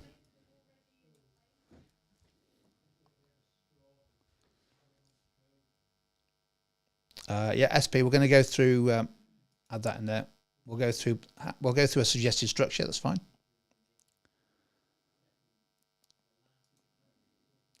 Yeah, so I think Kira's come in the live chat there with what I think the answer is, which is it's about e-commerce. And our endpoint is an effective integrated marketing mix. So the question is about e-commerce, isn't it? It is about e-commerce, and why there'll be some situations where e-commerce is, really important, must use, essential, and there might be some situations where it's not. Okay, so it's making that connection between e-commerce and how that might make an integrated marketing mix effective. Don't forget, with 25 markers, we have to have balance both in terms of our arguments, our points, and our judgment. So our judgment needs to be built on prior analysis. And the evaluation hook in this one is must a business use e-commerce? So if we keep coming back to this phrase, must use, in some situations businesses really should use, must use. In some situations they might not think it's needed, don't need to use. If what you write in your answer to a 25 marker just keeps coming back to that evaluation hook and stays focused on, in this case, must you use e-commerce for a marketing mix to be effective? It doesn't matter whether you only write a page and a half and your argument is balanced and reasonably well developed, you will get level 5. If you write 5 or 6 pages about all the different ways in which a marketing mix might be effective and completely ignore e-commerce or just drift away from the focus of the question, you're going to be drifting away from the focus of the question, and students will score a lot better than you. So, should we have a look at I'll just take you through a sort of 5-minute guide on this question here. In terms of lots of different ways you could answer it. So, we've mentioned in previous videos, obviously, that the examiner said in 25 markers, students who tend to score well in 25 markers tend to write less, a page and a half, 2 pages max. And also they've thought about their response. So actually, by writing less and by being focused on the question, you tend to score a lot better on 25 markers than the students who use all the extra paper at the back of the booklet or even more paper. So one of the things the examiner said about 25 markers is if you plan your answer and think about what your argument is going to be and what the counter argument is going to be and what your judgment is going to be, you can often then start with an introduction that gives the examiner a sense of the direction of your response. So what I've done here is I've thought about, well, what do I think? And clearly in a question like this, for some businesses, it's absolutely essential and vital. And for some, 1 or 2, it's not. So that's the answer. But your introduction line, just a sentence or 2, nothing more than that, is just setting the scene for where your judgment's going to come later. So, whilst there are a few situations where the integrated marketing mix can be effective without e-commerce, these situations are increasingly rare. Most businesses know that e-commerce is vital to make the marketing mix work well. So that's just an example of an introduction. That's all it is, just 1 line. You don't have to use them if you don't want to, but I think it's a good strategy, in particular if you feel confident about your plan.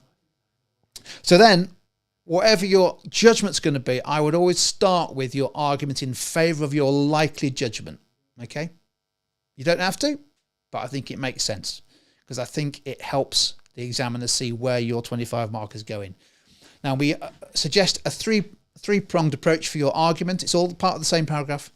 State your point, PE, no application or analysis up to the first sentence, first full stop. Then you explain your point. And then if you wish, you don't have to, but it's a good idea, include a little bit of evaluation. Maybe an it depends on point, or it's going back to the evaluation hook to get the easy hanging evaluation marks. So, I don't know whether you want me to read through that response. It's on the screen, but I just thought I'd pick out a couple of the techniques that have been used there. So PE, point explained. The first sentence, just state the point you're going to write. E-commerce is increasingly essential if a business wishes to match customer needs and wants with the complex elements of the marketing mix. Okay, so we knew that we're going to say, yeah, e-commerce is really vital. Yeah, as Murray's saying with this introduction, examiners like to see you've planned your answer because it means they've got less to read because you're not going to drift. But also it means they can see your judgment being built up at the end. They can see that it's built on prior analysis. So spending a minute or two thinking, what am I going to argue here? What's my judgment? What's my counter argument? It's going to save you so much time and get you so many more marks. So these days, here's our argument. I mean, it's great. I mean, Charlotte's come up with a great example there. So too has Jay Spence. There we go. Some great people are obviously having a think about this question. E-commerce could come up, couldn't it? Could do as a 25 marker. So these days, many businesses have quite a complicated marketing mix. Rather than offering a simple physical product at a single price, many businesses now offer a mix of goods and services in the same product. Because I know I wanted to be talking about the marketing mix, and in particular, the fact that it's like an extended marketing mix, isn't it? It's complicated. For example, an electronics product which comes with service warranties and online support, or a media streaming box preloaded with subscriptions. In situations like these, offering e-commerce is vital to help customers inform themselves about what they're buying and also help demonstrate the value and benefits of the product so they're persuaded to buy. Similarly, e-commerce can help customers with the process of completing the transaction, so a bit of extended marketing mix, for example, by making it easier to check out. Consequently, businesses of all sizes and types increasingly look to e-commerce to help them coordinate the marketing mix. And there's a bit more example there. So my conclusion is, so whilst it's not compulsory for every business to use e-commerce, most businesses feel that it's now essential and they might be missing out if you don't use it. So that's not a judgment, it's not a conclusion, so it's a piece of evaluation. But what I've done there is just added that pie sentence at the end, and it could be it depends on point, couldn't it? You could say, of course, the importance of e-commerce in these situations will depend on whether customers expect it in that particular market or for that particular product. So just a bit of evaluation at the end. I'll come back to that question about how do you write a conclusion. And Grace, yes, I'm going to finish off on big data, data mining in ERP. So there's an example on the screen there of integrating our application. So you don't need to have real life businesses to mention in your 25 markers if you don't want to. If you got them, great, but you can just make up situations. You say, for example, a smartphone, or for example, customers checking out in a hotel as part of process. You just explain an example. And as long as you're using, for example, such as to help illustrate your points, that is application. That is application. Okay, so I won't go through the second argument because you can see it, if you wish, on the screen, but I just want to go through this conclusion. So, Becca's saying, is this one of the 25 mark potential questions? It could be, couldn't it? But there's like 30, 50 millions of potential questions. I think the key with these 25 markers is just to answer the question with good technique and focus on the question. So here's my conclusion. So I think key piece of advice on 25 markers this afternoon is leave yourself at least 10 minutes to write a conclusion. So that means basically you haven't got time to write more than really 2 well-structured arguments, have you, really? Because you need time to justify and conclude. So here's my conclusion. This, I think, uses the sort of the AGM method. So answer the question. So overall, for most businesses, e-commerce is vital if the different elements of the mix are to work well together. So I've gone back to the question, answer the question. So make sure you do that this afternoon. Go back to the question, reread it, and then explain your state your judgment, answer the question. Why is that? You then need to justify yourself as argued above. So don't forget, the examiners will only give you the full evaluation marks if your judgment is built on the arguments that have come before. So don't include any more arguments in your 25 marker, because that wouldn't be built on prior analysis, would it? So refer to your previous arguments. So I would say, as argued above. Why is it? Why have I come to that view? Well, this is because of the increasingly integrated nature of marketing, where price needs to work alongside product and where processes need to be aligned with people. And then a bit of balance. So recognize the alternative. So although businesses selling simple goods and services can get away without using e-commerce, which is my previous counter argument, this is increasingly less likely to be the case. And then, this is really important this afternoon, in your conclusion, bring in some extra application. Don't repeat your application from before, but bring in another example. If you've got one, a real business use it. If not, make up an example to help illustrate that judgment. So in this case, I've used Apple Wallet and Google Shopping to help make my point. So that is how I would structure a 25 marker, or whatever the 25 marker is. Any thoughts on that before I just point out to some possible 25 markers to have a little think about for the next hour or two? What do you think? Let me just go back to, let me find it here. I've got it here somewhere. Give me a second. Stick this on screen, might be useful. Might even be useful if I play it from the slide.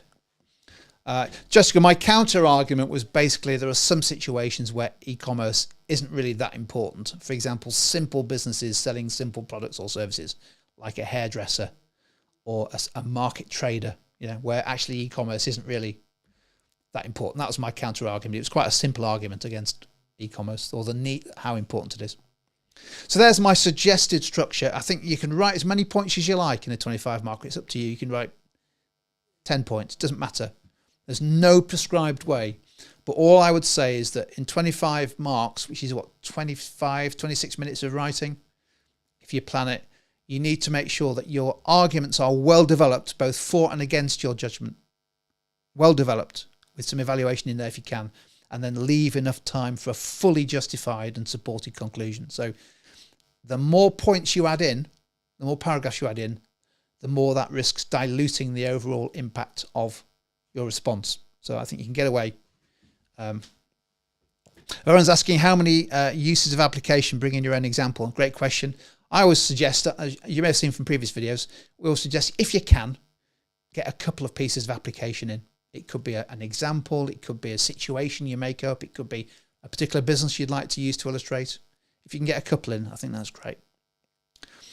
Becca saying, can you elaborate the pecan structure? Well, we kind of saw that, didn't we? Let's see if we can just share that on screen. We kind of saw that with, there we go, with this example, didn't we? There's the PE, the point explained. Says e-commerce is increasingly essential. What follows is the contextualized analysis, so explaining how and why e-commerce is really important for an effective marketing mix, with the application in red. So a little bit of, for example, such as, and then our pie bit is just a little sentence at the end. So hopefully that did the trick. Right, what else have we got here? Questions coming in about this. Oh, that's a good question from Ethan. So a counter argument can be smallish. Not really. It can be a point you don't. So smallish, as in not that. I was going to say not that credible. It needs to be a well argued point, Ethan. The counter argument. It just needs to be well argued. But you might not believe it. You might not support it, but it still needs to be well argued in context. So it's not like 2 or 3 lines. If you're only doing one counter argument, make sure that it's a well developed one, even if it's one that you don't necessarily believe. So it does need to be a proper point, if you see what I mean. Okay, so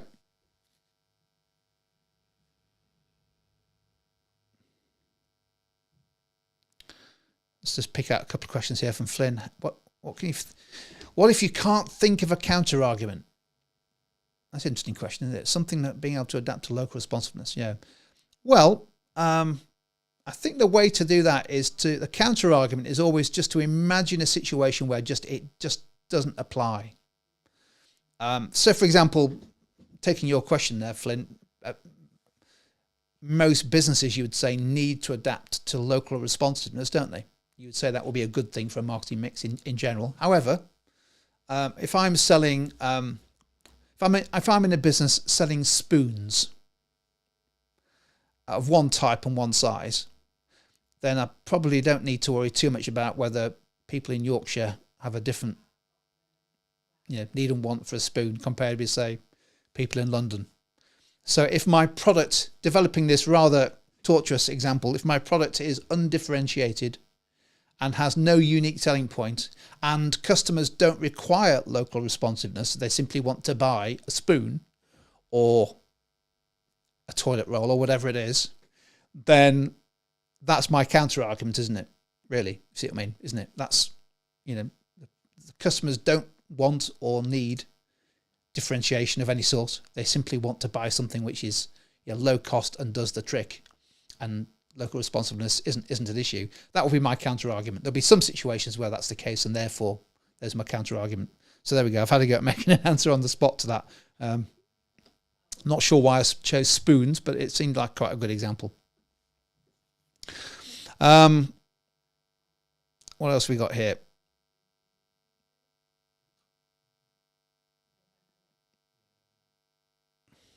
Okay, MJ is asking, how do you do application? I'm not sure how to do it. Okay. What's the best way to... Clearly, application in paper 1 is a little bit different to the application in paper 2 and paper 3, where you get given case studies. In paper 1, by and large, you're being given, for example, essay questions, where you might have a little stem at the start, but basically you have to bring in your own application. So why don't we have a look at a question of something people are asking lots of to hopefully explain that. So what I'm going to do here is I'm going to type in a, where is it here? Just give me a second. I've got some possible section D questions. Let's see if I can just find it. Give me a second.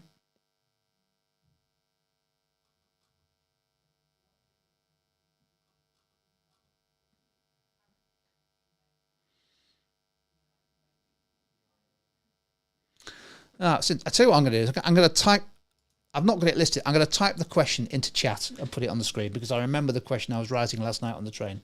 So give me seconds. We're going to have a look at big data. So just let me type it into chat here.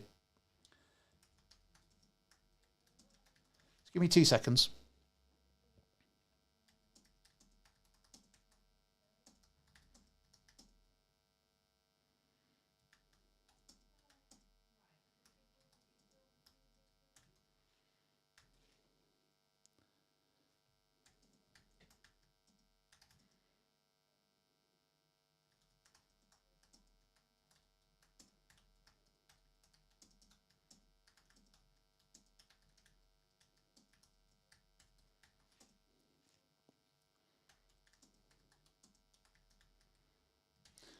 There might be a typo or two in this, but you'll get the idea when you see the question. Let's stick it into live chat, and then what I'll then do is I'll add it into, let's see if this works. There it is. Hey, right, there we go. So here's our 25 markers. Innovation in action there. So here's a 25 marker I was thinking of on the way down, all the way back home last night. So let's just have a think about this. So many large businesses are using big data and enterprise resource planning to gain an advantage. Does the growth of digital technology now give large businesses an advantage over small businesses? I was just thinking last night, because of things, obviously things like ERP, big data, data mining, potential hot topics, because in particular big data and enterprise resource planning is not yet being examined. Could it be a 25 marker? And the answer is it could be, and it won't be in paper 2 and paper 3. So I was just thinking, well, how could that be a 25 marker? Because, you know, clearly they're going to have to, you could examine these with a multiple choice question, but it could be a 25 marker about digital technology and using big data, ERP, maybe data mining as well, as an example of how digital technology is changing the game. So people asking, what is ERP and big data? So ERP, enterprise resource planning, is basically software that integrates all the activities of a business and helps make a business very efficient, because it integrates marketing, it integrates production, it integrates human resource planning, it integrates all kinds of other sources of information to help make decisions and decide where resources need to be. Complicated stuff. That's all you need to know about ERP. But it's an example, but it's very expensive and very complex in most cases. So it's an example of how big businesses can benefit, whereas small businesses can't really afford enterprise resource planning.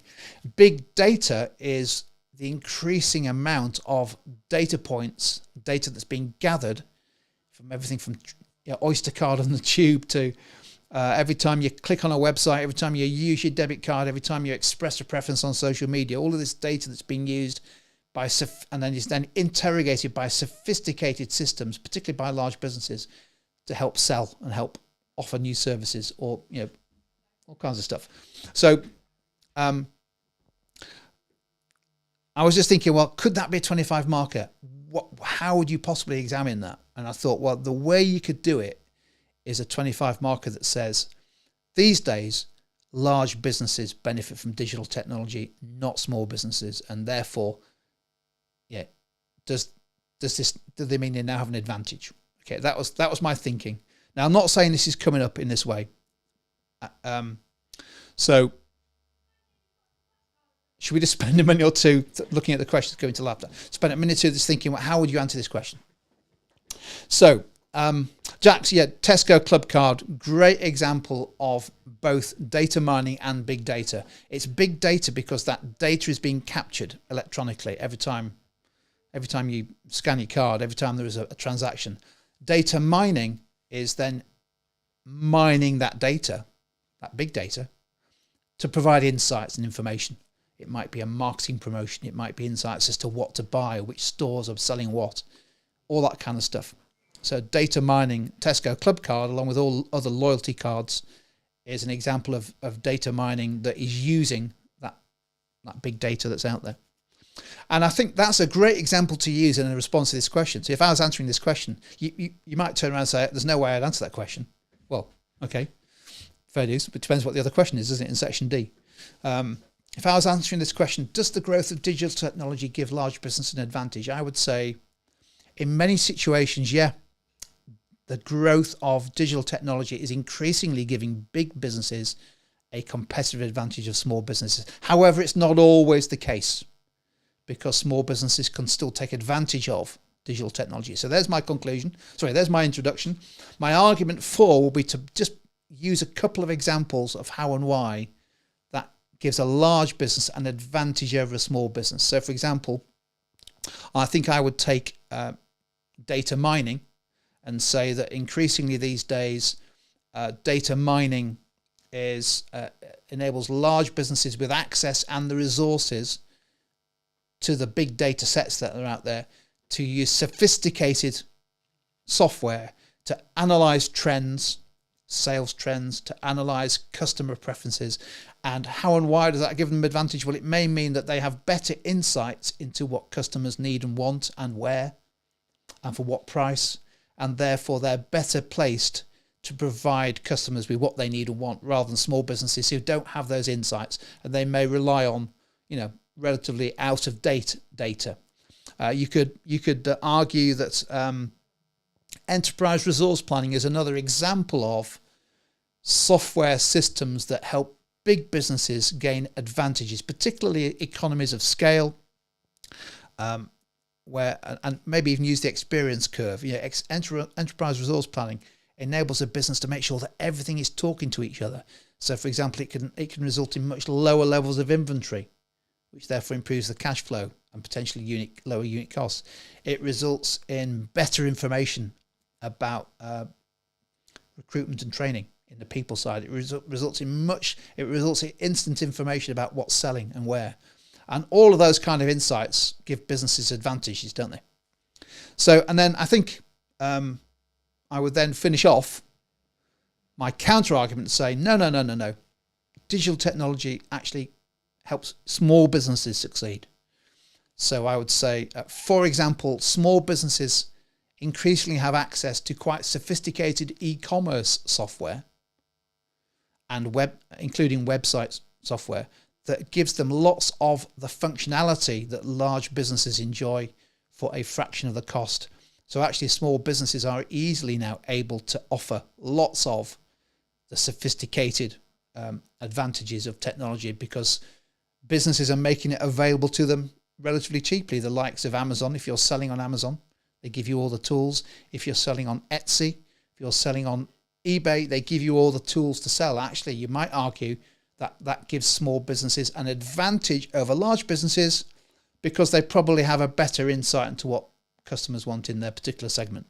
So that's how I'd answer that, and I think I would probably conclude that in many situations, digital technology is giving large businesses an advantage, but not all. So I think that's how I would answer that question. If you can, thoughts on that? Would you answer it if it came up? What do we think?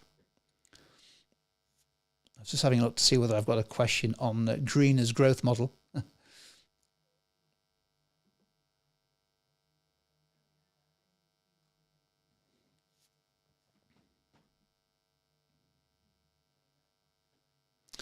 Good stuff. Right. Hopefully that's useful. Well, let's just do 5 more minutes of Q&A, and then it's going to be time for you to take a well-deserved break. Let's pick out a couple more questions. One from Megan here, which is fantastic. How can you use models and theories? Will we be given hints to use a specific one? Great question. So clearly models and theories, particularly in paper 1, likely to be examined in several ways in the MCQs. That's a bit of a hint. It's the best way for testing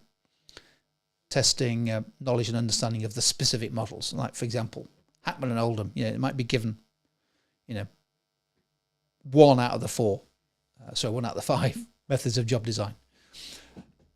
You might get a specific 25 marker or even a 9 marker, more likely a 25 marker that refers specifically to a model.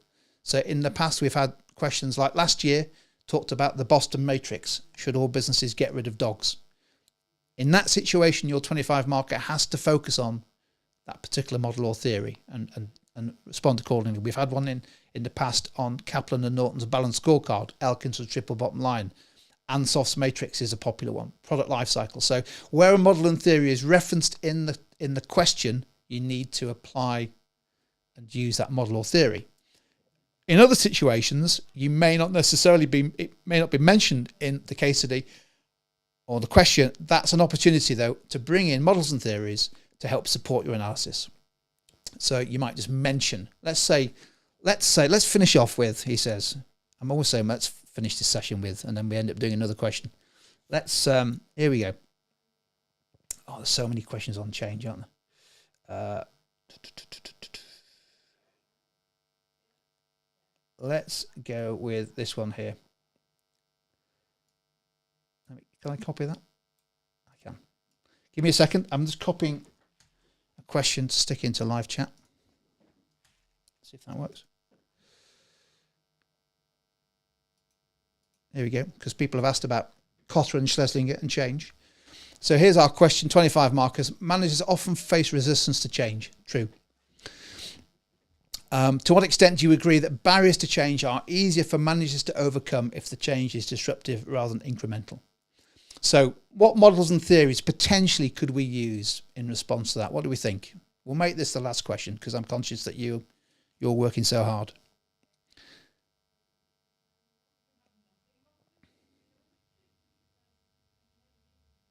What do we think? What models and theories could we use? So Joseph, spot on, straight in there with Lewin's model, his force field analysis. Absolutely right.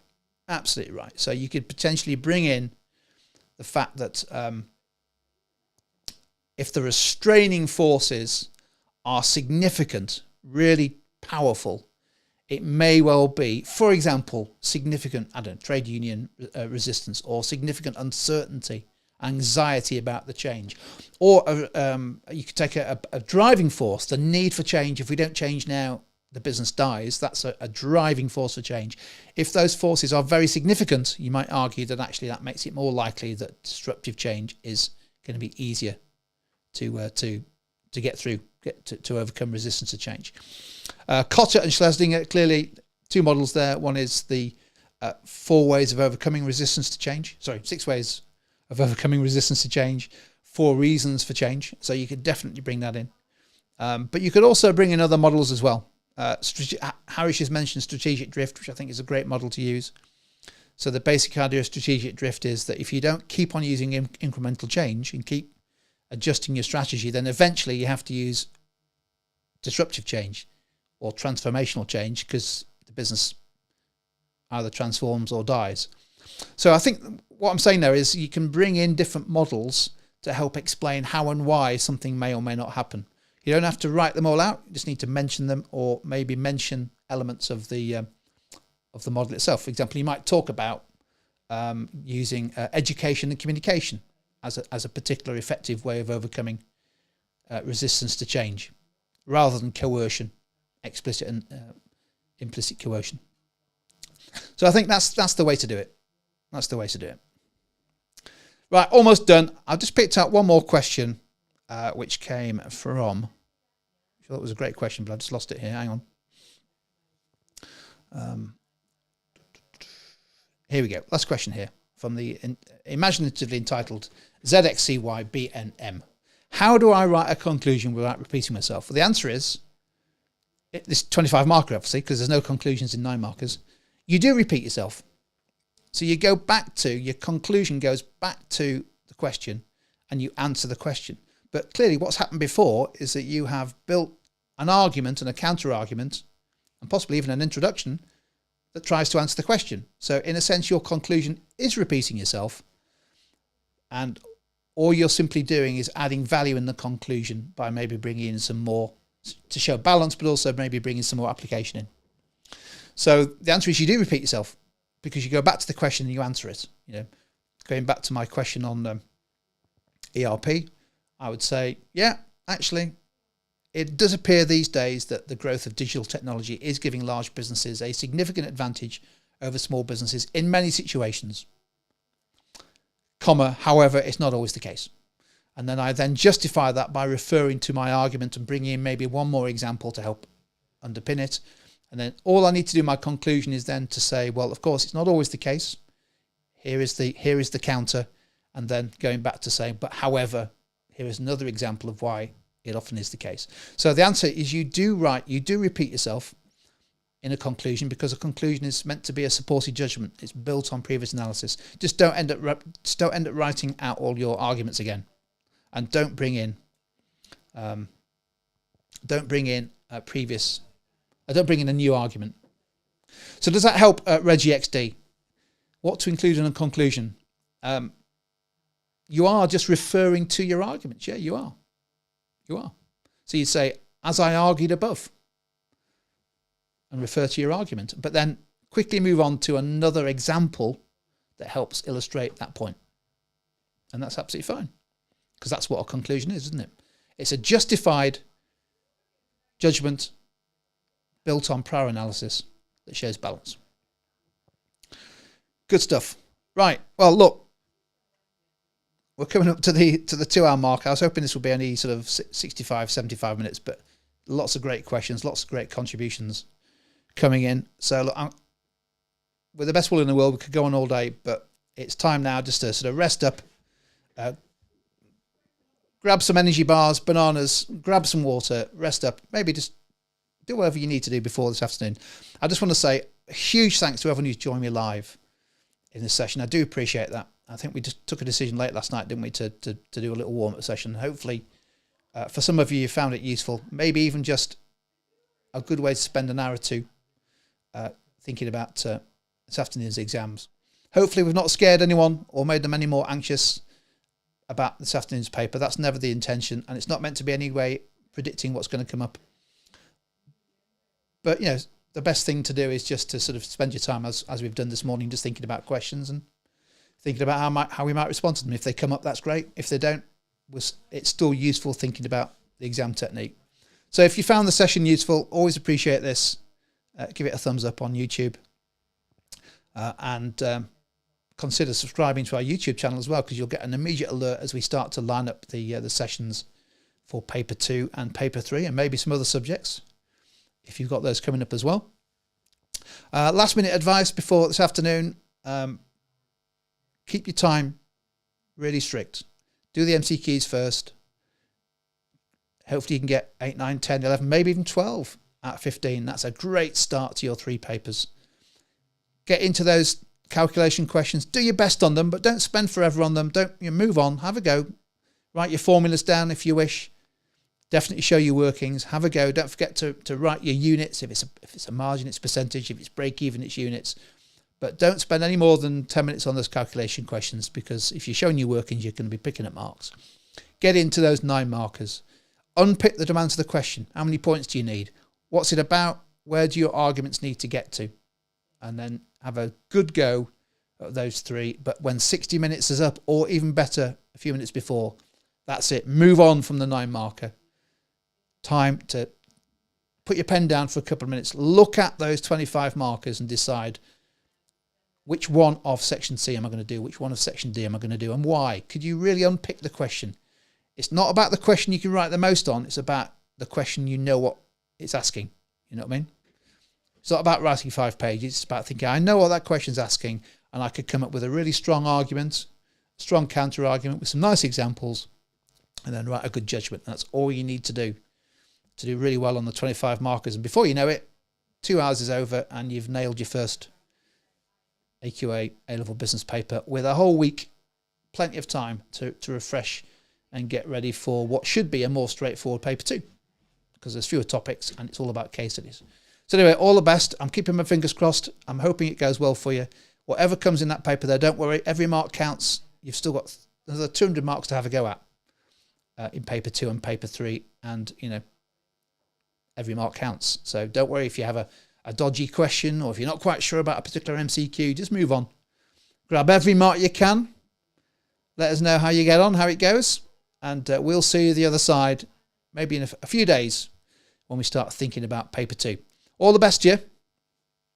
Cheers.